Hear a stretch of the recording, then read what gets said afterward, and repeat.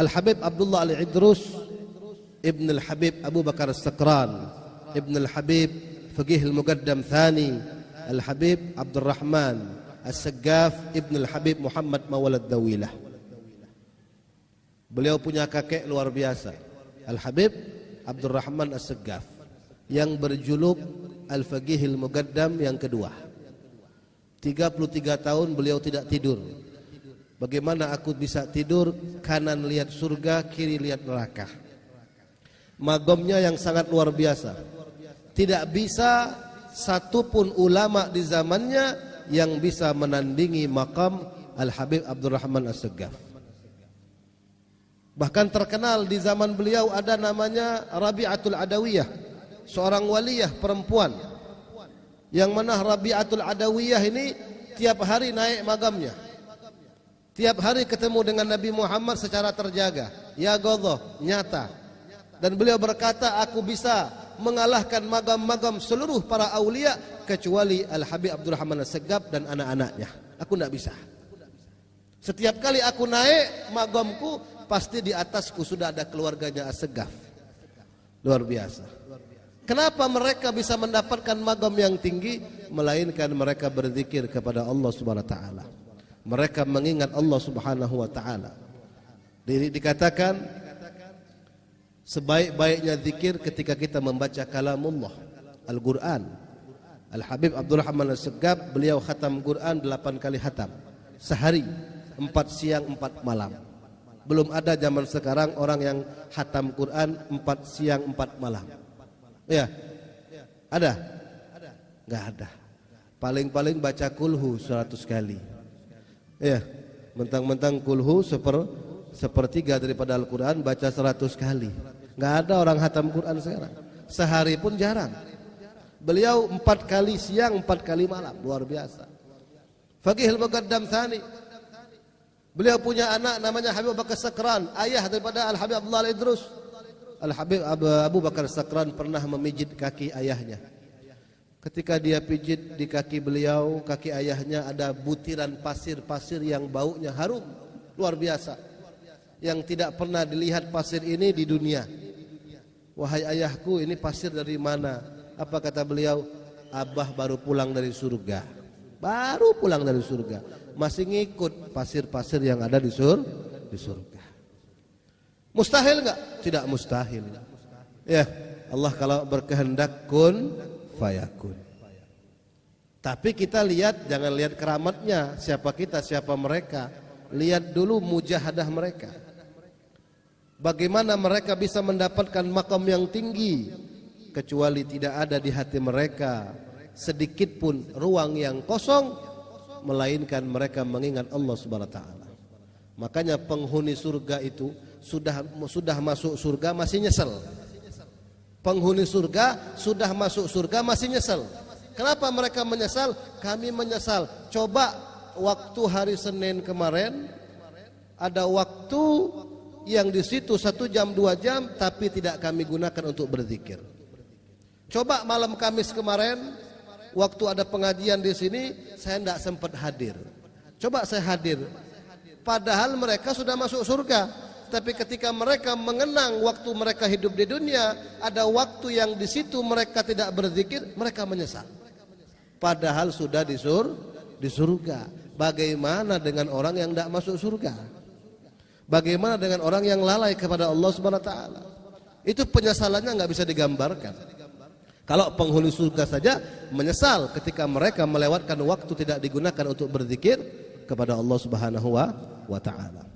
Beliau Al-Habib Abdul Rahman As-Saggaf punya putra Al-Habib Abu Bakar Sakran. Punya putra lagi Al-Habib Abdullah Al-Idrus yang bergelar Sultanul Malak. Beliau dari kecil tidur di tempat sampah selama 3 tahun. Al-Habib Abdullah Al-Idrus ini tidur tempat sampah 3 tahun. Ditanya, ya Habib, kenapa tidur tempat sampah? Aku mau mematikan hawa nafsu dunia. Itu salah satu syarat menjadi wali. Salah satu syarat menjadi aulia, tidak punya lagi nafsu dunia. Maka aku biar bisa dekat kepada Allah, nafsu dunia ini akan kumatikan terlebih dahulu. Tidak mau ku manja-manjakan, biar ku tidur tempat sampah, biar tahu rasa itu nafsu. Setelah mereka bisa mampu mematikan hawa nafsu dunia mereka, barulah mereka menggantikan hawa nafsu itu untuk dekat kepada Allah. Makanya Sayyidina Ali karramallahu wajhah pernah berkata, "An-nasu niyam fa idza matu intabahu." Ya. Di antara ulama mengartikan kalam Sayyidina Ali ini, an-nasu niyam. Manusia itu sedang tidur. Fa idza matu, ketika mereka mati, apa yang mati? Hawa nafsu. Manusia itu sedang tidur, kita ini sedang tidur sekarang. Fa idza matu, apabila hawa nafsu kita mati, hawa nafsu dunia mati, intabahu, maka kita akan sadar apa tujuan kita hidup di dunia ini. Sebagian ulama mengartikan kalam Sayyidina Ali seperti itu. Jadi kalau kita mau dekat kepada Allah, masih ada hawa nafsu dunia ini, maka akan agak lambat, susah sampainya kepada Allah Subhanahu wa taala. Apakah mereka tidak kaya? Oh, mereka terkenal dengan kaya raya. Keluarganya Al-Habib Abdurrahman Segaf ini, keturunannya itu semuanya kaya raya. Keluarga aulia, keluarga al-aqtab, para gutub. Beliau Al-Habib Abdullah Al-Idrus ini punya mertua Syekh Umar Muhdar. Ibunya waliyah, pamannya wali, mertuanya wali, adiknya wali, kakeknya pemimpin para wali. Bayangkan, beliau punya keluarga dikelilingi dengan para gutub. Al-Habib Abdullah Al-Idrus, beliau dilahirkan di bulan Dzulhijjah tanggal 10 tahun 811 Hijriah. Dibesarkan oleh ayahnya, tidak lama ayahnya meninggal dunia. Beliau diasuh oleh pamannya Syekh Umar Muhdar. Siapa yang tidak kenal dengan Syekh Umar Muhdar? Bayangkan kenapa beliau bisa menjadi ulama besar, gutub besar, Al-Idrus Al-Akbar, Syamsis Sumus, Muhyin Nufus. Karena beliau dikelilingi oleh keluarga para gutub. Kakeknya tadi As-Segaf. Gak usah kita ceritakan lagi masalah As-Segaf, hatam Quran, 8 kali hatam Quran. Beliau punya paman, punya ayah As-Sakran, yang mana gila dengan Allah Subhanahu wa taala. Tidak kenal lagi dengan dunia. Hanya Allah Subhanahu wa taala di hatinya semata-mata. Dibesarkan oleh pamannya Syekh Umar Muhdar, sekaligus menjadi mertua beliau. Dinikahkan dengan putri Syekh Umar Muhdar yang bernama Aisyah. Syekh Umar Muhdar ini enggak punya keturunan laki-laki. Beliau enggak punya keturunan laki-laki, semua anaknya perempuan. Jadi fam Al-Muhdar yang sekarang dari mana? Itu Al-Muhdar dari Syekh Abu Bakar bin Salim yang bernama putranya Muhdar. Syekh Umar Muhdar paman beliau sekaligus mertua beliau. Bayangkan, Syekh Umar Muhdar ini saking magomnya tinggi, gutub minal aulia, nama beliau saja bisa dijadikan mainan oleh anak-anak kecil di waktu itu. Nama Syekh Umar Muhdar ini jadi mainan. Contohnya, anak-anak umur 7 tahun ya manjat tower, lompat. Sambil lompat sambil teriak, "Ya Umar Muhdar, ya Umar Muhdar." Sampai di tanah enggak patah kakinya. Naik loteng di atas rumah, ya loncat bareng-bareng orang 10 sambil teriak, "Ya Syekh Umar Muhdar, ya Umar Muhdar." Sampai bawah enggak kenapa-napa. Nama Syekh Umar Muhdar dijadikan mainan oleh anak-anak, dijadikan mediator, dijadikan tawasul, perantara untuk menyelamatkan diri mereka. Magam yang tinggi yang sangat luar biasa. Itulah mereka, itulah mertua beliau. Sehingga beliau menikahkan dengan Al-Habib Abdullah Al-Idrus karena beliau bisa melihat bagaimana keponakannya ini akan menjadi seorang gutub, pemimpin raja. Al-Idrus, singa daripada raja, pemimpin ahli tasawuf, pemimpin ulama pada zaman tersebut. Sudah dikasyaf, sudah dilihat.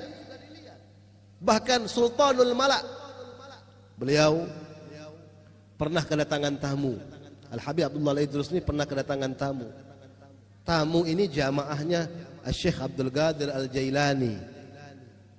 Syekh Abdul Qadir sudah wafat, sudah meninggal dunia. Datang ke Tarim, ke Hadramut. murid-murid Syekh Abdul Qadir Jailani bertamu. Salah satu jamaah bertanya, "Ya Habib Abdullah Al-Idrus, mana yang lebih mulia, engkau apa Syekh Abdul Qadir Jailani?" Dengan ketawaduannya beliau menjawab, "Tentu yang lebih mulia Syekh Abdul Qadir Jailani." Tatkala beliau mengatakan yang lebih mulia Syekh Abdul Qadir Jailani, ada yang mengetuk pintu. "Assalamualaikum." Dibuka, "Waalaikumsalam." Siapa yang datang? Syekh Abdul Qadir Jailani. Dengan izin Allah beliau dihidupkan kembali. Duduk di depan para jamaahnya seraya berkata, "Demi Allah, yang lebih mulia daripadaku Al-Habib Abdullah Al-Idrus. Ana barruha wal Habib Abdullah Al-Idrus bahruha." Saya ini daratan, tapi lautannya Al-Habib Abdullah Al-Idrus. Maqam yang sangat tinggi yang Allah berikan kepada beliau. Bahkan beliau ini terkenal dengan gemar membaca kitab-kitab Imam Ghazali. Ya, jadi ini ciri ya. Salah satu ciri, salah satu tanda Ahlus Sunnah wal Jamaah senang dengan kitab-kitab Imam Ghazali. Jadi kalau kita mau lihat mana yang Ahlus Sunnah wal Jamaah asli sama palsu, senang nggak dia dengan kitab Ihya Ulumuddin? Senang nggak dia dengan kitab-kitab Imam Ghazali? Tapi kalau ada orang yang membenci kitab-kitab Imam Ghazali, bahkan sampai sekarang ada yang mengkafirkan Imam Ghazali, ini bukan Ahlus Sunnah namanya. Ya, Al-Habib Abdullah Al-Idrus, magomnya yang tidak bisa kita ceritakan, itu paling senang baca kitab Ihya Ulumuddin. Bahkan beliau menghafalnya. Beliau selalu memuji Imam Ghazali. Bahkan beliau pernah suatu hari memberikan sayembara. Siapa yang bisa menuliskan aku kitab Ihya Ulumuddin dengan tulisan yang bagus, yang rapi, akan kuberi hadiah. Apapun yang dia minta, aku beri. Siapapun. Maka datang Syekh Bakathiri. Beliau menulis, ikut sayembara. Beliau tulis kitab Ihya Ulumuddin dengan tinta emas, menggunakan kulit-kulit domba, kulit-kulit unta. Dibersihkan, ya, ditulis beberapa jilid, selesai mungkin 6 bulan baru selesai, rapi, bagus, tinta emas. Beliau pemenangnya. Beliau datang ke rumah Habib Abdullah Al-Idrus, "Ya Habib, ini saya sudah catatkan untuk engkau kitab Ihya Ulumuddin." Dilihat Habibnya, subhanallah, tinta emas, rapi, bagus. "Maka apa yang kau minta akan kuberi sesuai janji."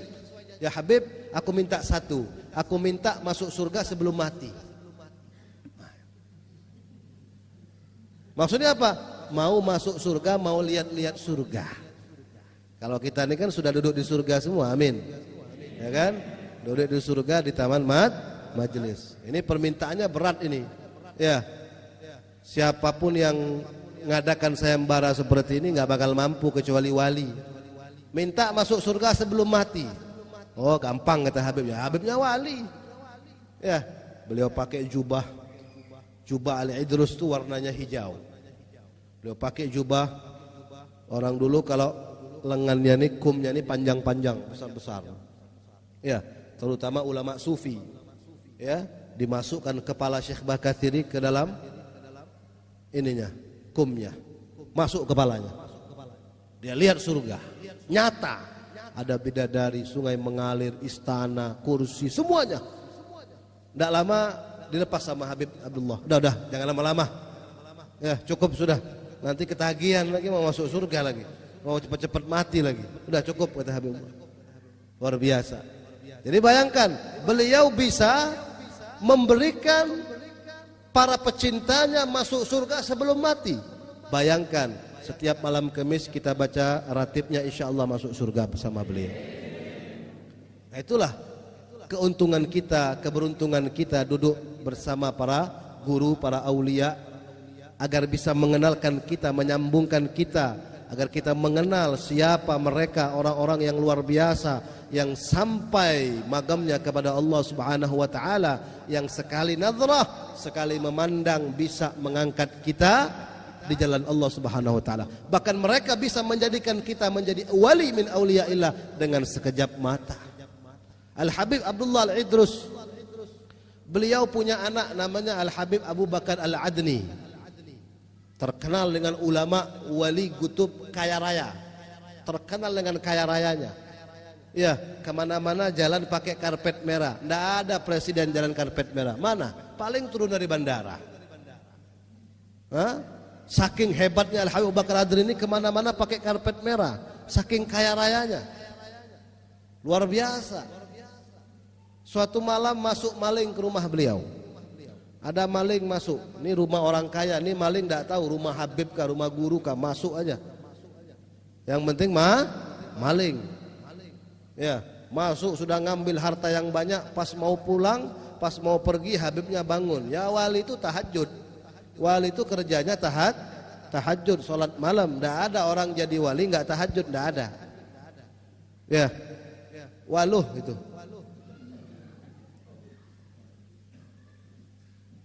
Dia mau pergi, lihat Habibnya bangun sholat.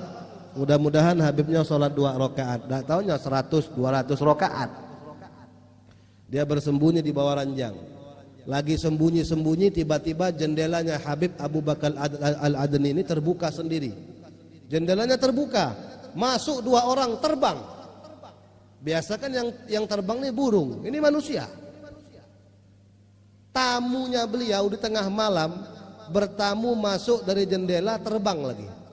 Nggak ada. Kalau ada di rumah kita tamu masuk dari jendela terbang, hantu itu. Ya, subhanallah, luar biasa tamunya beliau. Terbang 2 orang, duduk bersama Al Habib Abu Bakar, menceritakan, ya Habib, ada seorang wali abdal meninggal dunia. Wali abdal itu kalau meninggal harus diganti, harus ada penggantinya. Kebetulan Habib Abu Bakar Al-Adni ini pemimpin para aulia. Siapa ya Habib yang bisa engkau angkat menjadi wali, menggantikan mereka yang meninggal? Kata Habib Abu Bakar, ada pengganti wali. Siapa? Ada maling di kamar saya. Maling keluar, katanya. Keluar maling, keluar. Dengan dalam keadaan takut, ini maling keluar. Ya, kata Habib Abu Bakar, mau jadi wali? Mau, Bib. Taubat dulu. Habis taubat, dinadhrah, didoakan, diangkat menjadi wali abdal. Malam itu juga. Kenapa dia jadi wali? Karena salah satu syarat jadi wali itu bangun malam. Dan tidak pernah Allah mengangkat orang menjadi wali kecuali di malam hari. Karena waktu itu nggak ada yang bangun kecuali si maling, ya maling jadi wali. Makanya kalau ente mau jadi wali, maling rumah Habib, paling dekat rumah Habib Alwi. Ya, insya Allah maling rumah Habib jadi wali.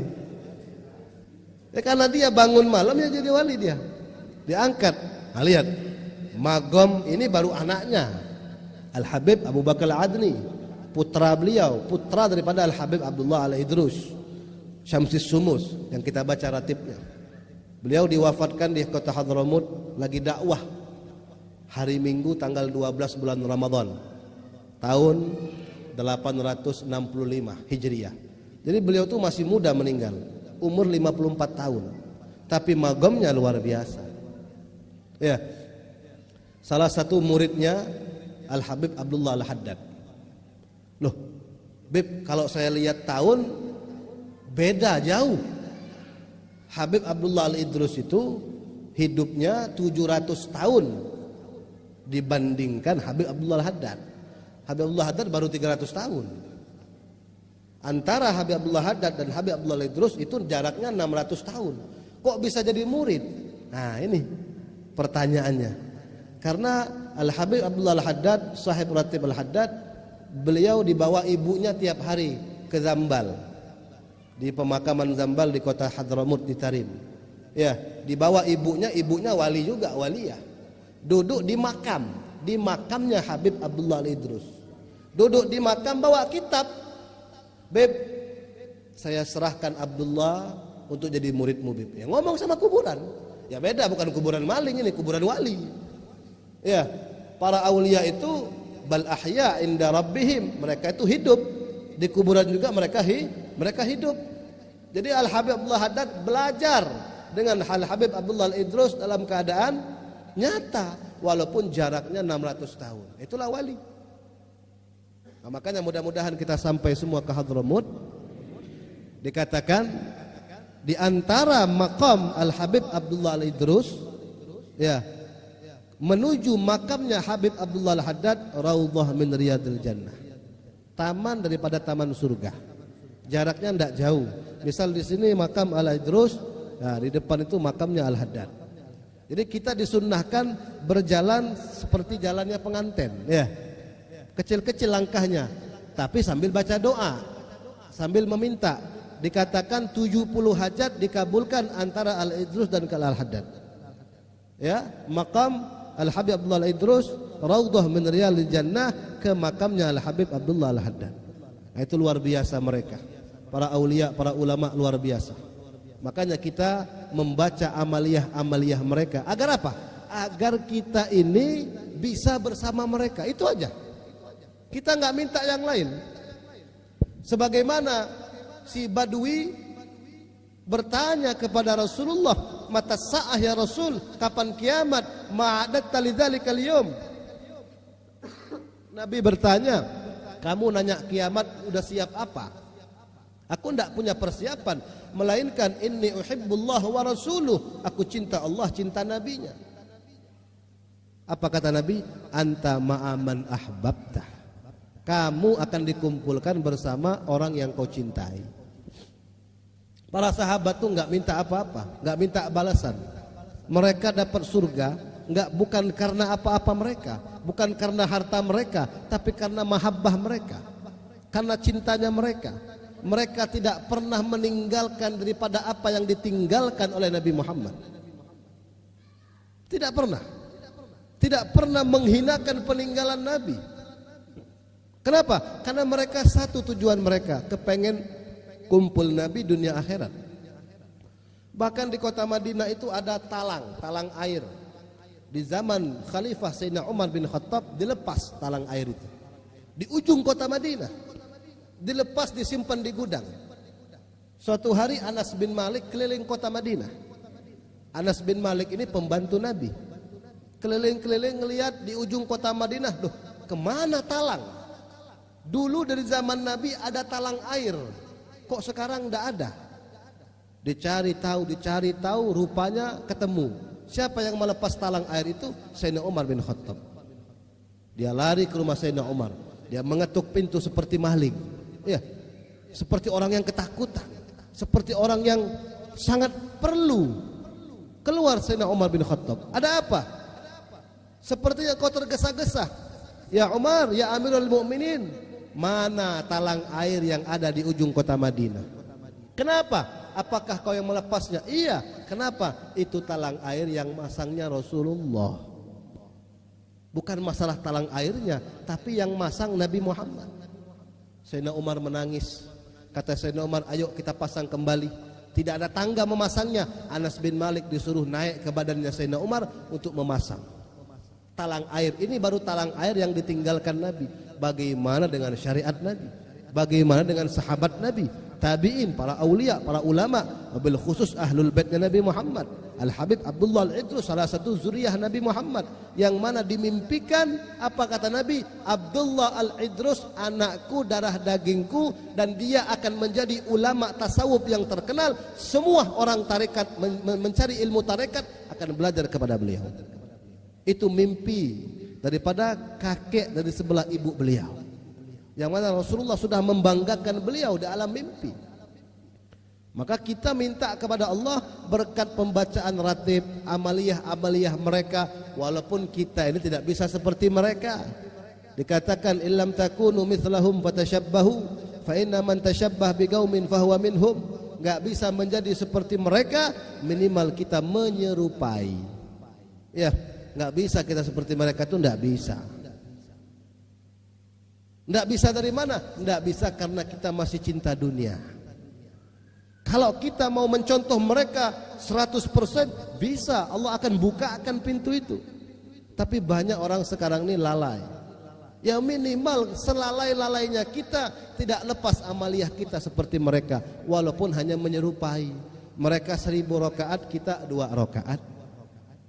Al Habib Abdullah bin Husin bin Tahir itu salawatnya 25.000 semalam. La ilaha illallah 25.000, Allah Allah 25.000, hu 25.000. Bayangkan kita 250 untung 250 itu. Ya, salawat 100 untung. La ilallah 100 untung. Istighfar 100 alhamdulillah, daripada ndak sama sekali. Bayangkan. Makanya mereka dapat makom yang tinggi karena mereka ibadahnya luar biasa. Bahkan ketika mereka berkata, kalau harta yang banyak yang kumiliki ini diambil oleh Allah, imanku tidak tergoyangkan sedikit pun. Kita hilang 1 juta, iman goyang. Mereka miliaran tidak goyang iman mereka. Kenapa? Karena hati mereka untuk Allah, hati mereka untuk Nabi Muhammad SAW. Mereka sudah mendapatkan kenikmatan di atas kenikmatan dunia. Apa itu? Ketemu Nabi secara langsung. Itu tiap malam mereka tuh ngobrol sama Nabi. Al Habib Abdurrahman As-Segaf, kakek beliau, itu beliau bangun masjid. Bayangkan Masjid As-Segaf di Hadramut itu, ya, kalau dibacakan Hadrah As-Segaf, mudah-mudahan kita bisa hadir ke sana. Itu kalau dibacakan Hadrah As-Segaf, ketika membaca la ilaha illallah, itu arasnya Allah dibuka. Arasnya Allah terbuka ketika pembacaan Hadrah As-Segaf di Masjid As-Segaf. Itu yang bangun siapa? Kakek beliau. Ya, yang mana ada 4 tiang yang ikut membantu 4 tiang tersebut, Sayyidina Abu Bakar, Sayyidina Umar, Sayyidina Utsman, Sayyidina Ali. Bahkan beliau tiap malam ketemu dengan Sayyidina Abu Bakar, Sayyidina Umar. Bahkan kata istri Al Habib Abdurrahman As-Segaf, istrinya berkata, aku kenal mana suara Abu Bakar As-Siddiq, mana suara Umar. Kenapa? Karena tiap malam aku dengar suara mereka. Duduk bersama suamiku Al Habib Abdurrahman As-Segaf. Bahkan kata beliau, kata istrinya, yang duduk dengan Al Habib Abdurrahman As-Segaf ini bukan hanya Nabi Muhammad, dari Nabi Adam sampai Nabi Isa duduk bersama beliau. Kenapa?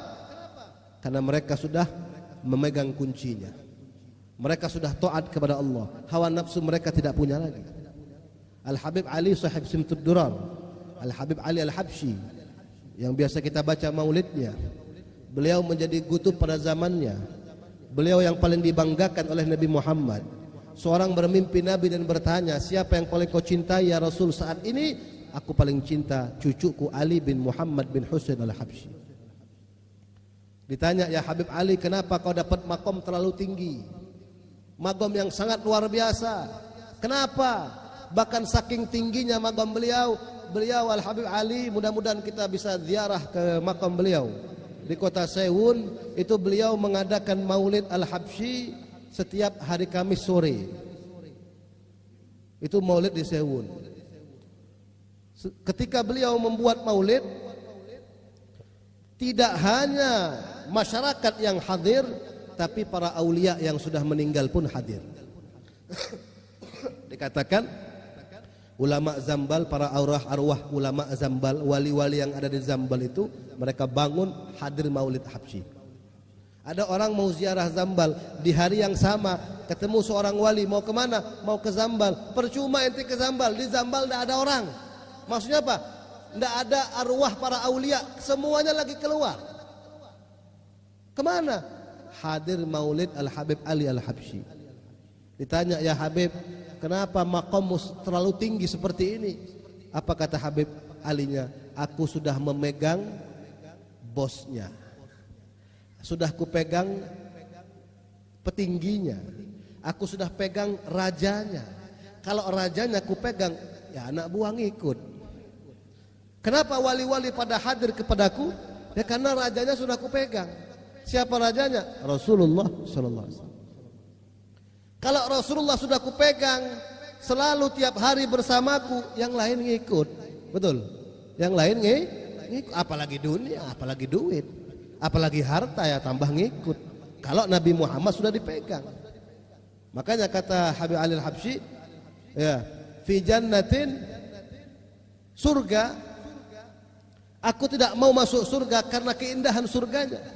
Illa likaunil hubbi fiha khayyama, kecuali di situ ada kecintaanku yaitu Rasulullah sallallahu alaihi wasallam. Yang membuat aku tergiur masuk surga itu ada Nabi Muhammad. Kalau enggak ada Nabi buat apa masuk surga?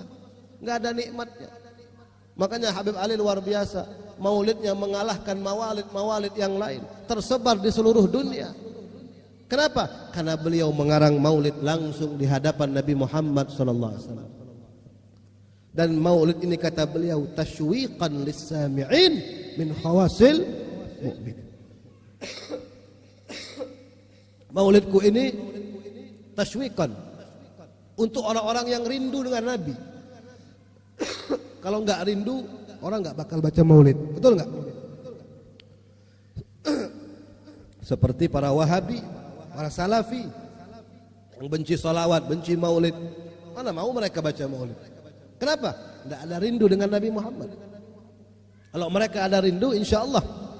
Makanya kata beliau min khawasil mu'minin, hanya orang-orang khusus saja, orang-orang yang pilihan saja yang akan duduk di majelis zikir, di majelis taklim, majelis maulid. Makanya kita bersyukur kepada Allah. Pegang kuat-kuat, pegang erat-erat apa yang ditinggalkan oleh para ulama kita, para aulia kita. Kita ini ngikut pun udah alhamdulillah. Walaupun soft kita paling belakang, nggak apa-apa. Yang penting masih ikut rombongan para wali. Betul? Dimakamkan di pemakaman wali, walaupun paling ujung, nggak apa-apa. Yang penting bersama mereka. Karena kalau di sampingnya preman, di sampingnya orang kafir, nggak bisa tidur kita di kuburan. Kenapa? Sini dengar siksaan, kiri dengar siksaan, pusing. Tapi kalau di pemakaman mukmin, pemakaman para aulia, luar biasa.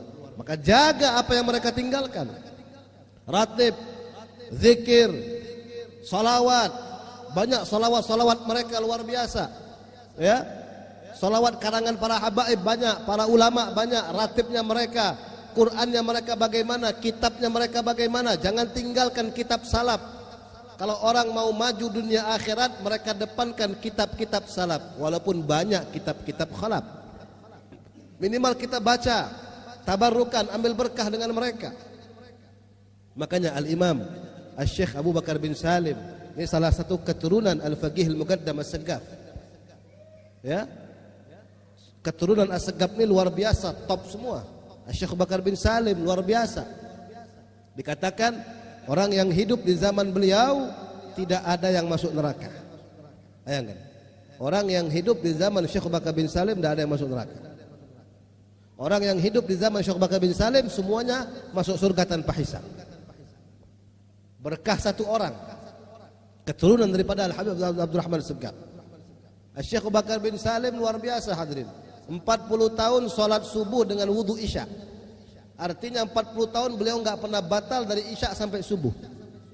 Zikir kepada Allah, tilawatil Quran, shalah sebagaimana kakeknya Nabi Muhammad sallallahu alaihi wasallam. Mengisi bak mandi, mengisi bak tempat air wudu. Beliau dari Inat ke Tarim itu 30 kilo jalan kaki. Setiap ada bak tempat minumnya binatang beliau isi. Ada masjid beliau isi baknya. Bak wudunya, salat 2 rakaat, 300 masjid setiap hari, 40 tahun. Maka wajar beliau mendapat makom yang tinggi. Dan beliau berpesan kepada kita, mudah-mudahan pesannya ini bermanfaat. Apa kata beliau? Waj'al wuqufaka ma bagita bibabina. Beliau melantunkan qasidah ya Rabbama kata wassafa bi Muhammadin ighfir lana ya sami'a li du'ana. Di antara qasidah beliau, waj'al wuqufaka ma bagita bibabina. Jadikan sisa-sisa umurmu, jadikan sisa-sisa waktumu berdiri di pintu kami. Artinya beliau mengajak, sisa umur kita jangan lagi kita kemana, nggak usah lagi cari kemana-mana. Berdirilah di tariqah Ahlus Sunnah wal Jamaah, berdirilah di tariqah Al-Ba'alawi. Waj'al wuqufaka ma bagita bibabina. Stop, nggak usah kemana-mana lagi kata beliau. jadikan sisa-sisa umurmu berdiri di pintu kami. Fala'alla an tahdha bina wa tarana. Mudah-mudahan kalian akan mendapatkan bagian dari itu dan bisa melihat kami, kata beliau. Beliau mengatakan, awama alimta bi annana ahlul wafa. Apakah kalian tidak tahu kami para aulia, kami ahlul wafa. Kami ini orang yang selalu tepat janji, enggak pernah ingkar janji. Wali-wali itu pasti tepat janji, enggak pernah ingkar janji. Minggu depan, enggak ada. Itu Abu Jahal. Ya, Abu Jahal kalau ditagih hutang minggu depan sampai 20 tahun. Itu Abu Jahal. Kalau ada orang suka bohong, keturunan Abu Jahal itu. Awama alimta bi annana ahlul wafa. Apakah kalian tidak tahu kami ini orangnya tepat janji, para aulia itu? Ya. Wa muhibbuna madzala tahta liwana. Dan orang-orang yang mencintai kami akan senantiasa di bawah bendera kami. Itu jaminan daripada Al-Imam Asy-Syaikh Abu Bakar bin Salim. Dan beliau juga mengatakan di antara qasidahnya, maka kembalilah kalian kepada Allah Subhanahu wa taala, kembalilah kalian kepada Nabi Muhammad sallallahu alaihi wasallam, dan sering-seringlah kalian mendengar sejarah para ulama, para aulia, para salaf, para khalaf. Kenapa? Ayantana fil kainati iyana. Kalau kalian beramal apa yang kami tinggalkan, wirid. Ini kan wirid di antara wirid al-Ba'alawi, tariqah sadah Ba'alawi. Ratib Haddad, Ratib Al-Attas, Ratib Al-Idrus. Ya. Apa yang kami tinggalkan, amalkan. Kenapa? Ayantana fil kainati iyana. Kalau kalian mengamalkan apa yang kami tinggalkan, kami akan selalu menaungimu. Kami akan selalu menjagamu, bahkan bukan hanya di Pangkal Pinang, dimanapun kalian berada, ayantana fil kainat, di muka bumi ini, iyana, kami menjagamu. Makanya orang-orang yang punya ta'aluk dengan para wali, mereka selamat daripada bala dan musibah. Kenapa? Dinaungi, ditolong oleh para ulama. Makanya karir lisam'i, beliau sangat senang untuk mendengarkan daripada cerita-cerita para salaf, para khalaf. Ya, agar apa?